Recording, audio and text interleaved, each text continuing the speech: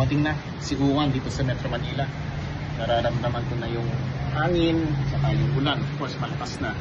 Kaya sana ipinagdarasal ko na si Sierra Madre, kasama si Caraballo Mountain Range at si Cordillera ay kahit papano napahina nila yung lakas ni Uwan.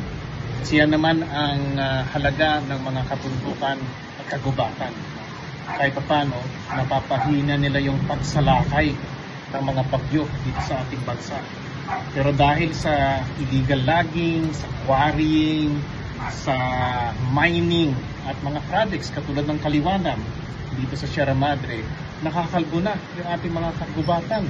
At dahil doon, hindi lang mas nababawasan yung kapasidad ng ating mga mountain ranges na ipagtanggol tayo sa bagyo, tumitindi rin ang baha. Kaya sana habang tayo ay nanawagan na magkaroon ng accountability doon sa mga nag-corrupt sa flood control, isipin rin natin sana yung katiwalian na nagdudulot sa pagwasak ng ating kalikasan. Kasi kahit anong bilyones ng pondo ang ilaan natin sa flood control, pag nakakalbo ang ating mga kabundukan dahil sa corruption, dahil sa illegal logging, mining and quarrying, ay titindi rin ang mga bagyo.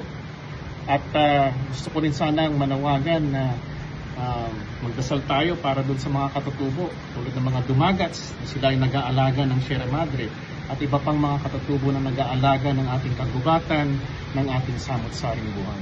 Magdasal natin na ligtas sila sa bagyo.